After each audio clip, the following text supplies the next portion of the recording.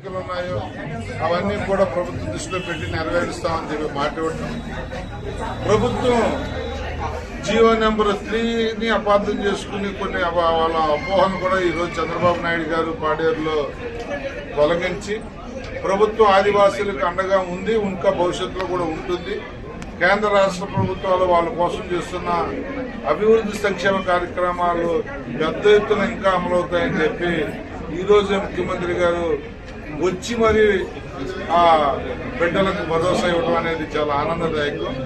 గౌరవ ఉప ముఖ్యమంత్రి పవన్ కళ్యాణ్ గారు కూడా డోలీ మోతలు లేని సమాజాన్ని ఆదివాసులకు ఇస్తానని చెప్పి రోడ్లు వేసిన విధానం కానీ ప్రతి ఒక్కరు కూడా చిత్తశుద్ధితో ఈ ప్రభుత్వం ఎన్డీఏ గవర్నమెంట్ లో ఆదివాసులకు అండగా ఉన్నారన్న విషయాన్ని మరోసారి గుర్తు చేస్తూ వాళ్ళందరికీ కూడా ప్రపంచ ఆదివాసీ దినోత్సవ శుభాకాంక్షలు తెలియజేస్తూ వాళ్ళు అడిగిన కమ్యూనిటీ హాల్ కానీ వాళ్ళకి కావాల్సిన ఇన్ఫ్రాస్ట్రక్చర్ కానీ రేపే కలెక్టర్ గారితో మాట్లాడి ఏర్పాటు చేయిస్తానని కూడా వారికి మాటిచ్చాను. తప్పకుండా అవన్నీ చేస్తానని కూడా మాటిస్తాను.